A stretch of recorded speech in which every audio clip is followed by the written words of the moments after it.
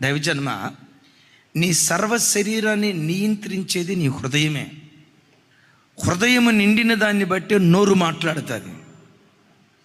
హృదయం నిండిన దాన్ని బట్టే నీ కన్ను చూస్తుంది. హృదయం నిండిన దాని మీదే నీ ఆలోచనలు ఆధారపడి ఉంటాయి. నీ సర్వ శరీరాన్ని నియంత్రించేది ఏదంటే హృదయం. హృదయం పవిత్రంగా ఉంటే నీ నోటి నుంచి వచ్చే మాటలు కూడా పవిత్రంగా ఉంటాయి. యేసయ్య అంటారు కదా, హృదయము నిండిన దాన్ని బట్టే నోరు మాట్లాడుతుంది. హృదయం ఎంత పవిత్రంగా ఉంటుందో నీ నోటి నుంచి బయలుదేరే మాటలు కూడా అంతే పవిత్రంగా ఉంటాయి. అంతరంగాన్ని శుద్ధి చేసుకోకుండా బాహ్య రూపాన్ని శుద్ధి చేసుకుంటే ఏం జరిగిద్దో చెప్తా. ఆయన 10 లక్షల రూపాయలు పెట్టి టేప్ రికార్డు కొనుక్కొచ్చాడు. ఆ రోజులో టేప్ రికార్డులు ఉండే కదా.